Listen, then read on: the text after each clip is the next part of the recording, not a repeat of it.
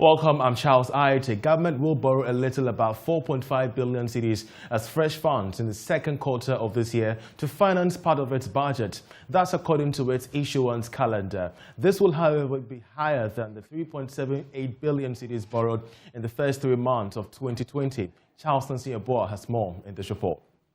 The entire 4.5 billion cedis is expected to be mobilized from the domestic market.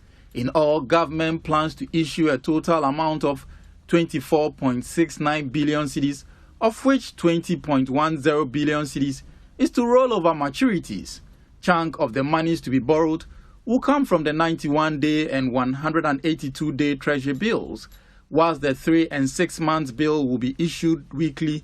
The 1-year bill will be issued bi-weekly. There will also be some issuance of medium to long-term bonds. According to a statement from the Bank of Ghana, government expects the second quarter calendar to meet the requirements of market participants. Again, government is assuring all stakeholders and the public that it will continue to strive for greater predictability and transparency in the domestic bond market.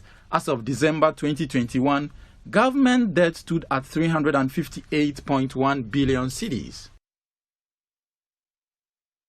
The Finance Minister, Ken Ofori-Atta, still has the power to vary the threshold for applying the tax on electronic transfers, whose implementation begins from the 1st of May, which is next month. Now, this was captured in a recent notice released by the Ghana Revenue Authority on the implementation of this particular levy. George Rafi has the rest of the story.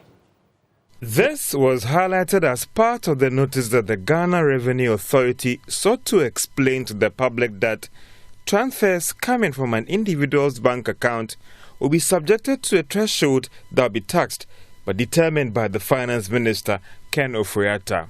For some, this may come across as a big relief, especially for those that are pushing for the 100 Ghana cedis that will be excused from the tax should be up to 200 Ghana cedis. It is not clear for now whether the Finance Minister, Ken Ofori-Atta, may want to review this threshold or wait and see how the tax will perform.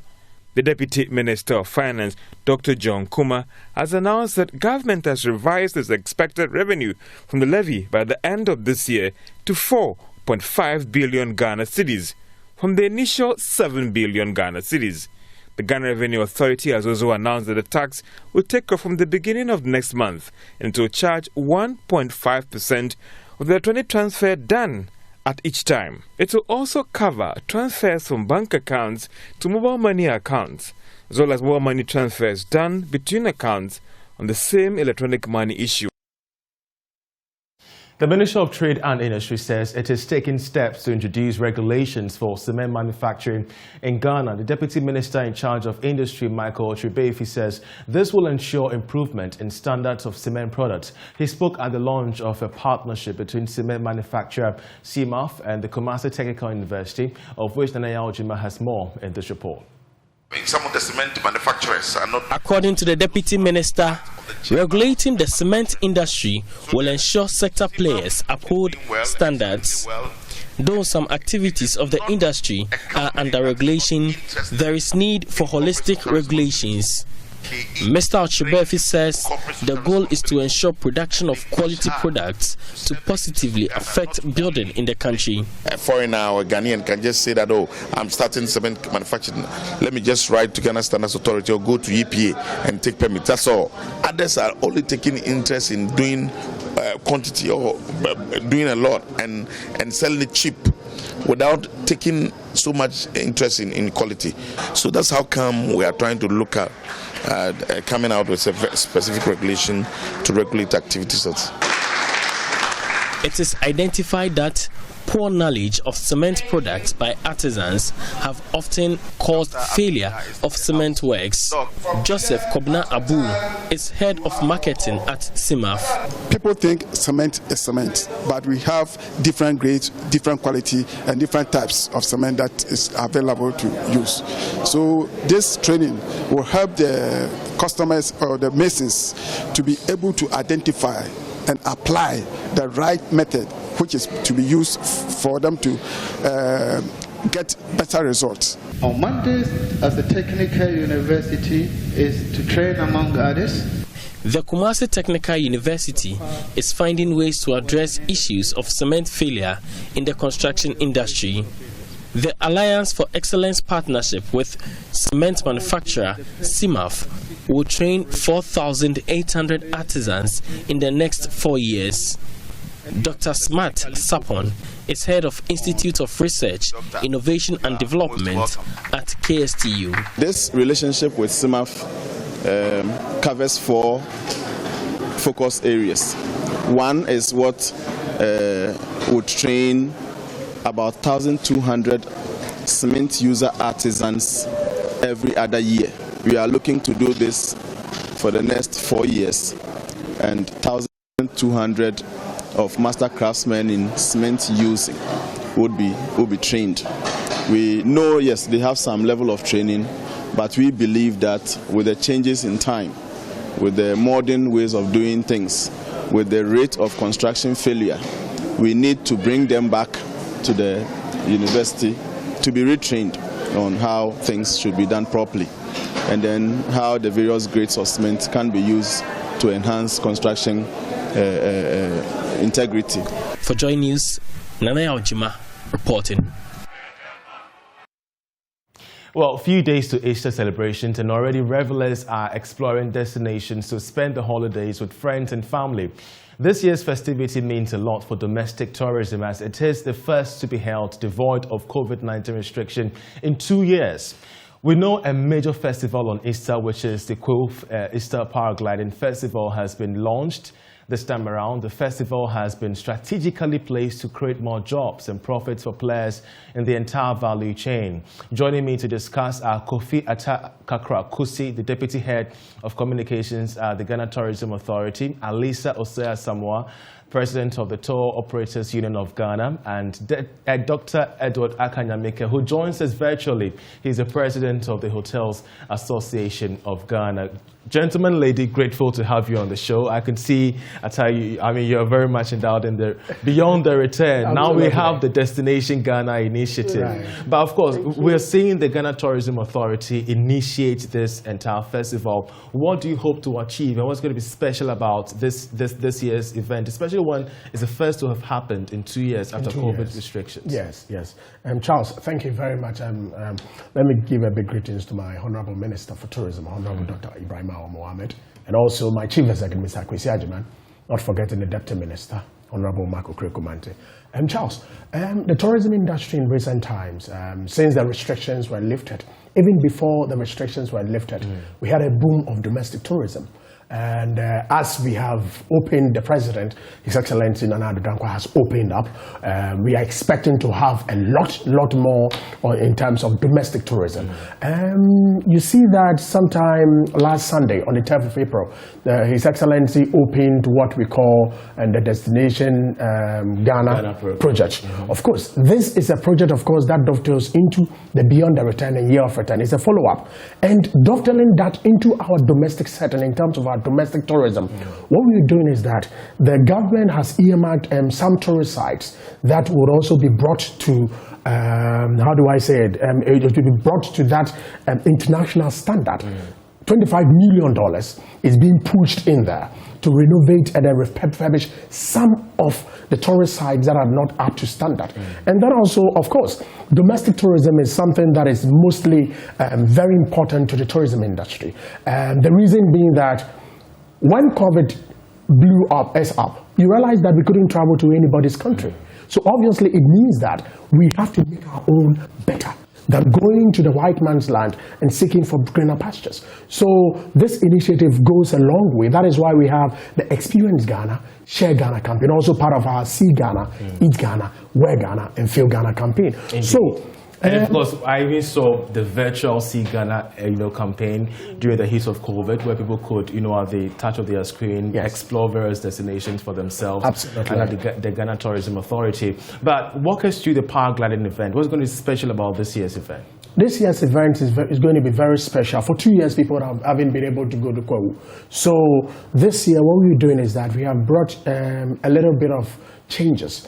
The paragliding festival will happen in Ojianoma ATBA in the eastern region. an add-on which is most important is a hot air balloon. The hot air balloon, of course, we find in Turkey and some other countries. But this time around, we're bringing it back to Ghana. And then we're going to have more or less health walk. We're going to have musical concert. And then one special thing that we're doing is that we have this Kwewu travel guide, which of course will inform revelers. It will inform people for them to understand where to go in Kwewu. And then also explore what we have in the eastern region. More especially Kwewu. I'll come back to you, Kakra. I think you have all the output, but just cool down. And let me bring in Elisa. Elisa, I mean, you're listening to Kakra on what he's saying, yes. And already we know that tour operators really felt the pinch of COVID when the restrictions were announced. What are some of the lessons that you're bringing on board now that events are now open and your members tend to stand a chance of benefiting from them? Okay. Thank you very much, Charles, and also for giving us this opportunity, and your viewers as well. Now, let me go back and brief you what we decided to do, that we are doing it. When COVID came, we realized that, in fact, we were not doing much of the domestic tourism. We were dependent on the inbound. And, you know, we realized that if we joke, our companies will fold up and we won't get anything done. So by the grace of God, when the lockup, they lifted the ban, we decided that we would have to widen the domestic tourism. What we did was, for us, the practitioners, for us who sell the product, for the past 10, 15 years, we haven't even visited the sites. And if we want to sell the product, we need to go on farm trips to go and see the products. It's in two folds. When we go, the status, we come back and report to GTA, and also we use that opportunity, that farm trip, to promote and tell Ghanaians that we have everything here, that they have to visit the places that we have, instead of moving outside. So we've done Ashanti region. It was successful. We've done Volta region. Volta region was awesome. There are places that we haven't even visited, but we realized that we've included in our packages. We are going to embark. We've done Central region. We are also going to the Northern region. Now, we realize that if we don't widen the domestic tourism as a substitute, it will affect our businesses. Unlike when you go to Kenya, you know, all of us were affected, but Kenya, we were doing much of the domestic tourism. The people were traveling within the country, at least. But sorry to come back. What do you think could have been accounting, you know, for the domestic, you know, tour operators exploring avenues internationally instead of coming here in Ghana to explore domestic tourism avenues? What do you think could be accounting for that? There was a deficit somewhere. Yes, there is a deficit somewhere. It's about sensitization and awareness creation, right? And then government commitment. Government commitment is also very important. And that is why we in the tourism industry are very happy that successive governments have been committed, but a little more needs to be pushed in there. So this time around, we're seeing government commitment in trying to push the domestic tourism agenda, which of course helps to dovetail more into bringing our foreigners in. It encompasses a whole lot. Don't forget, anytime we have this domestic tourism campaign, it helps a lot of our tourism value chain. If I say the tourism value chain, of course, we have the Tour Operators Union, we have the car rentals, we have the Ghana Hotels Association, we have the Kids in Tourism, Tourism Society of Ghana. All these tourism value chain tend to benefit. And don't forget also Ghanaians and those within various centers of where events or domestic tourism take place. Also, job creation. There is employment. It helps to boost our GDP. And then also helps to, as the government, to also see the importance of pushing more funds into tourism. You know, it's quite interesting because even as we are embarking on this initiative, one thing that's very key is sustainability. How do we hold on the steam even as the event, you know, ends somewhere on Monday? But we are glad to have the president of the Hotels Association, Dr. Edward Akanyamik, here, join us for this discussion as well. Doc, we're grateful that you could join us. We're just a few days away from Easter, and I just want to find out from you how hotel bookings faring as we speak. Well, thank you very much, Charles, and my regards to Alisa and Kakra. I'm sure by now, if you want to book a hotel in the Kwewu area, you might face some challenges because most of the hotels are fully booked. Wow. yes, for the festival. But Charles, let me quickly say that this initiative by GT with regards to the Koru Easter Festival is a very good example of what tourism is supposed to be. And it fits clearly into the mantra of tourism is public sector-led and private sector-driven. So the GTA and the ministry are leading this whole thing. They've launched the festival. They are pushing for collaboration with other public agencies and partnership with the various trade associations, all in the move to get this Easter underway. And basically what tourism is that you create the attraction and then facilitate the free movement of that attraction. And that is where the various stakeholders in the value chain will come in, because people will need accommodation, they will need transportation, they will need food and beverage, and then the tour operators are there to put all these things together. So, in fact, kudos to ETA, and I'm glad you mentioned the issue of sustainability. I would like to take it further. That this should not stay only at Koru, please. Kakra, there's a lot going on in my own region, that you can also push. Yes, we can also push and highlight those things across the country. And once we have these things going on across the country, our domestic tourism will really blossom. Indeed, but I'm also curious to find out, Doc, are revelers going to be paying more this time around? Because we've been having discussions with you regarding the high cost of production amid, the current system in which we find ourselves in. Yes, the hotels will be applying the basic economic principle of demand and supply. This is obviously a piece. And as some people will put in for the hoteliers, and cocoa season for the restaurant operators, or the car rentals. It will be on demand. I don't think we are going to charge rates that are far, far beyond the reach and pocket of our people. But they will certainly take advantage and then charge rates that will keep them in business. And to an extent, can this be the magic wand to whip up the entire hotels industry? Because you guys have been down for quite a while now. This massive intervention from government, how much of an impact can it have in reviving the hotels industry?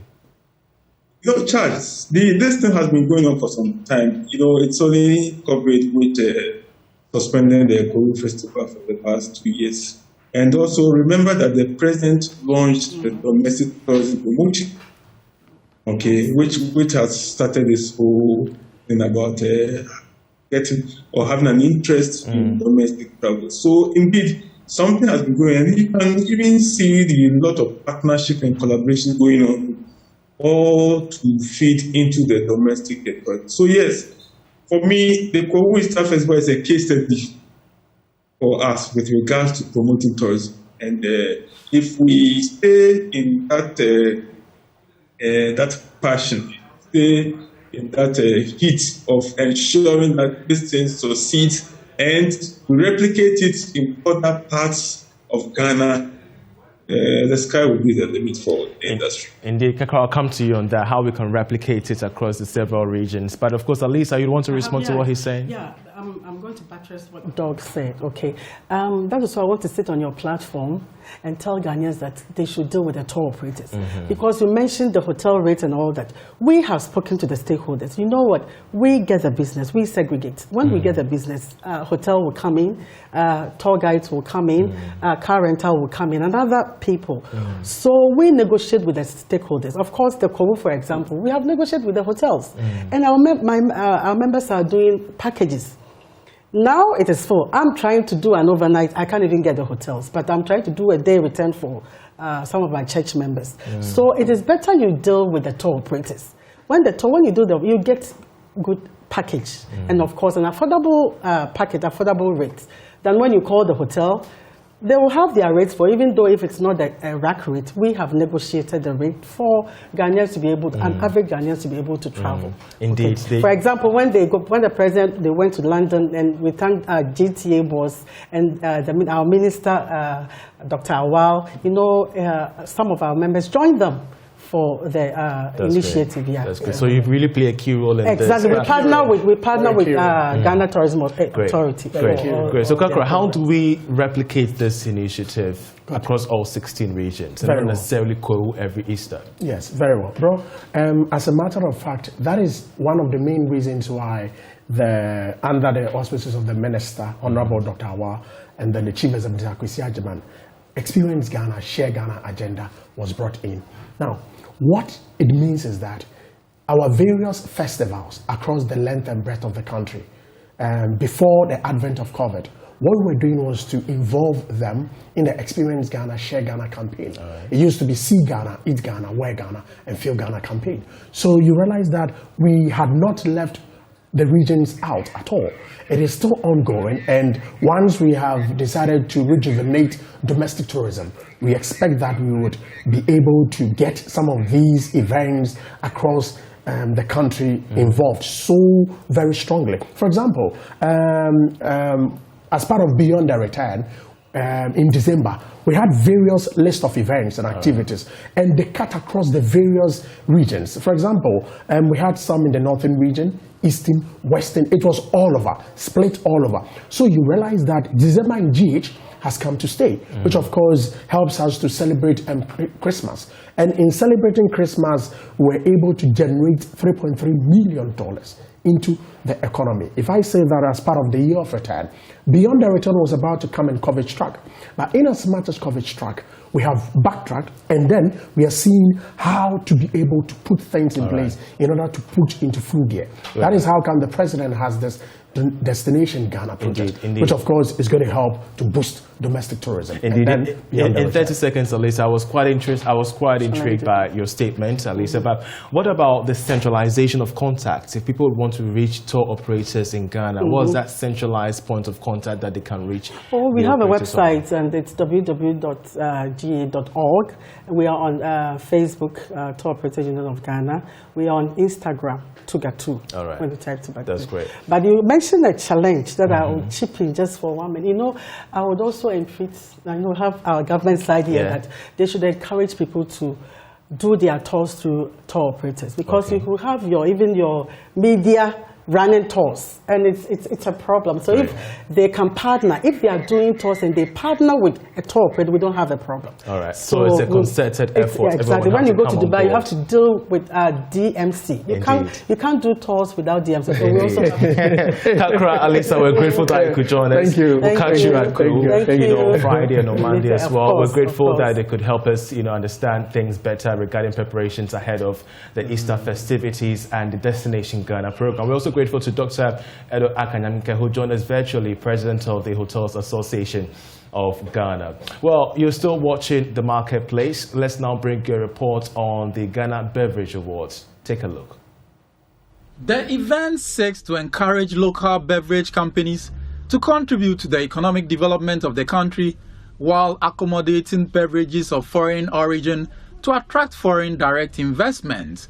Speaking at the ceremony, the Chief Executive of Global Media Alliance and Ex-Boating commended the beverage industry for their contribution to national development while reiterating the scheme's commitment to supporting the industry. Globally, the beverage industry is now recovering from the slump in consumption as a result of COVID lockdowns and restrictions during 2020 and beyond.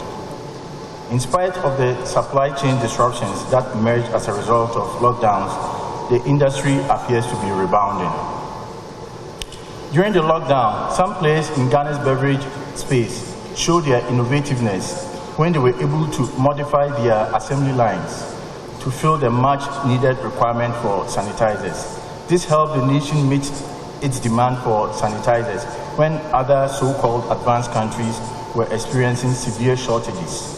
For me, this shows how important the beverage players are to the country, even in times of crisis, and the nation is grateful to you for meeting your call to duty.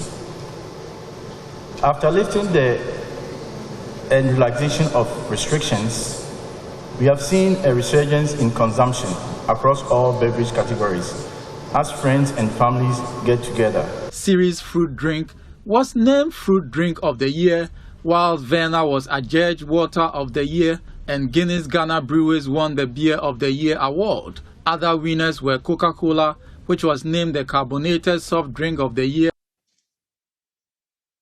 And that'll be it for the Marketplace. I'm Charles Aite. Many thanks for watching.